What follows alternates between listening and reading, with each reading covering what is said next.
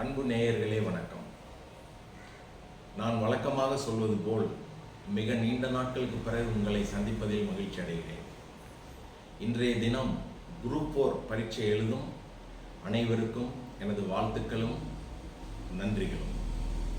அதாவது இன்று எழுதும் பரீட்சையில் குரூப் 4இல் சித்தி அடைபவர்கள், அதாவது வெற்றி பெறுபவர்கள் நில அளவராகவும் வர வாய்ப்பு உள்ளது.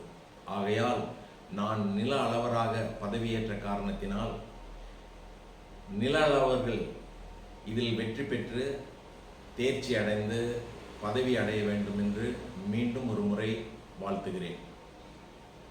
வழக்கமாக நான் உங்களை சந்திக்கும் போது ஒரு முக்கியமான விஷயத்தை உங்களிடம் பகிர்ந்து கொள்வது வழக்கம். இன்றும் அதுபோல் உங்களது பரீட்சை எழுதுவதன் நோக்கம், நாம் படிப்பதன் நோக்கம், பரீட்சை எழுதுவதன் நோக்கம் அதை வெற்றி பெறுவது என்பதே ஆகும். ஆனால் அந்த பரீட்சையின் போது சில பேர் கவனக்குறைவாக தவறுதலாக அதை சந்திப்பதன் காரணமாக தோல்வி அடைகிறார்கள். உதாரணமாக, ஒரு பள்ளியிலே 2 மாணவர்கள் பயின்று கொண்டிருக்கிறார்கள். இருவரும் நெருங்கிய நண்பர்கள். ஒரு மாணவன் மிகவும் ஏழை, ஒரு மாணவன் அந்த பள்ளியிலே மிகவும் பணக்காரன்.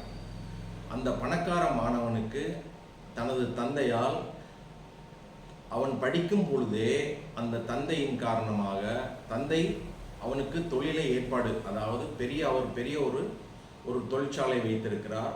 அந்த தொழிற்சாலையிலே அவனுக்கு அந்த மேற்பார்வையாளர் அந்த தொழிலை நிர்வகிக்கும் அந்த பொறுப்பு அவனுக்கு படிக்கும் போதே அவனுக்கு வேலை பதவி தயாராக இருக்கிறது. அவனுக்கு தயாராக வேலையும் இருக்கிறது, கார் இருக்கிறது, பங்களா இருக்கிறது. ஆனால் அவனது தந்தை அவனிடம் கூறியது, உனக்கு தேவை ஒரு பட்ட படிப்பு மட்டுமே ஒழிய நீ வேலை தேட வேண்டிய பிரச்சனையோ நாளை உனது வாழ்க்கையை அமைத்து கொள்ள வேண்டிய சிரமமோ உனக்கு இல்லை. அதையெல்லாம் நான் ஏற்பாடு செய்து வைத்திருக்கிறேன். நீ பட்டப்படிப்பு ஒன்று வாங்கி கொண்டு வந்தால் போதும் என்று தந்தை கூறியிருந்தார். அதே நேரத்தில் அந்த ஏழை மாணவனுக்கு அந்த தாய் கூறிய மோட்டிவேஷன், அந்த பணக்கார மாணவனுக்கு தந்தை கூறிய மோட்டிவேஷன், நீ ஒரு பட்டம் வாங்கினா போதும். அந்த ஏழை மாணவனுக்கு அந்த தாய் கூறிய மோட்டிவேஷன் என்னன்னா, மகனே, உனக்கு தந்தையும் இல்லை, நான் மட்டுமே இருக்கிறேன். நான் ஒவ்வொரு வீட்டிலாக கூலி வேலை செய்து 10 பாத்திரம் தேய்த்து உன்னை நான் படிக்க வைத்திருக்கிறேன். இதுதான் உனக்கு நான் முதலும் கடைசியுமாக தரும் வாய்ப்பு. இதை விட்டால் உனக்கு வேறு வாய்ப்பு கிடையாது என்று அந்த தாய் தனது மகனுக்கு அறிவுரை சொல்கிறார். என்னால் முடிந்தது இந்த ஒரு முறை உன்னை பரீட்சை எழுத வைக்க முடியும், மீண்டும் என்னால் முடியாது அப்படி என்று அந்த தாய் மோட்டிவேஷன் செய்கிறார். அந்த பணக்கார மாணவனுக்கு தந்தையோ, நீ ஒரு பட்டம் வாங்கினா போதும், மற்றதெல்லாம் உனக்கு ரெடியாக இருக்குது, கார் இருக்குது, வேலை இருக்குது, பங்களா இருக்குது, உனக்கு தொழிற்சாலையில் நீ உட்கார்றதுக்காக உனக்கு ஒரு சீட் காத்துக்கிட்டு இருக்கு அப்படின்னு சொல்லியிருக்காரு. இவங்க 2 பேரும் பரீட்சை எழுதுறாங்க. அப்போ அந்த ஏழை மாணவனின் மனநிலையும் அந்த பணக்கார மாணவனின் மனநிலையும் எப்படி இருந்திருக்கும்னு கொஞ்சம் சிந்திச்சு பாருங்க. அப்போ 2 பேரும் பரீட்சை சந்திக்கிறாங்க, பரீட்சை எழுதி முடிக்கிறாங்க, பரீட்சை முடிவும் வெளியே வருது. அந்த முடிவில் என்ன தெரியுதுன்னா, அந்த பரீட்சை முடிவில் எல்லாரும் ஆர்வமாக போய் பார்க்குறாங்க. அந்த பரீட்சை முடிவில் அந்த கல்லூரியிலே முதல் மாணவனாக அந்த ஏழை மாணவன் தேர்வாகிறான். அந்த பரீட்சையில் கடைசி மாணவனாக அந்த பணக்கார மாணவன் தேர்வாகிறான். இருவரும் நண்பர்கள். அந்த ஏழை மாணவனுக்கு ஏற்கனவே அந்த பணக்கார மாணவன் பல உதவிகளை செய்திருக்கிறான். 2 பேரும் மிக நெருங்கிய நண்பர்கள் என்பது அந்த கல்லூரியில் அனைவருக்கும் தெரிந்த விஷயம். ஆகையால் அந்த முதலாவதாக வந்த அந்த ஏழை மாணவனை கௌரவிக்கும் விதமாக மேடைக்கு அழைக்கிறார்கள் பேசுவதற்கு. கூடவே அந்த பணக்கார மாணவனும் பக்கத்திலே வந்து அமர்கிறான். அந்த ஏழை மாணவனிடத்தில் பேசுவதற்கு மைக்கை கொடுக்கிறார்கள். அந்த ஏழை மாணவன் பேச ஆரம்பிக்கிறான். இங்கே இருக்க அனைவருக்கும், எனது ஆசிரியர்கள் அவர்களுக்கும் சக மாணவர்களுக்கும் பேசிட்டு, நான் பரீட்சை சந்தித்தேன், என்னுடைய நண்பன், எனக்கு நிறைய உதவி செய்த நண்பன் பக்கத்திலே உட்கார்ந்துருக்கான், அவனும் பரீட்சை சந்தித்தான். நாங்கள் 2 பேரும் ஒன்றா தான் பரீட்சை எழுதினோம். ஆனால் என் மாணவன், என்னுடைய நண்பன் நாய் போல அப்படின்னா.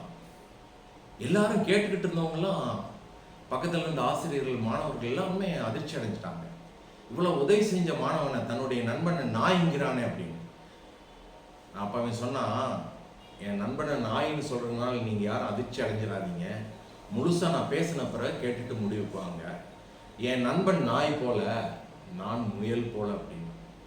நாய் முயலை ஏன் சொல்றேன்னா, ஒரு நாய் ஒரு வேட்டைக்கு போகுது, பயிற்சி அடைந்த நாய், அது வேட்டைக்கு பழக்கப்பட்ட நாய், வேட்டைக்கு போகுது, அங்க ஒரு முயலை துரத்துது.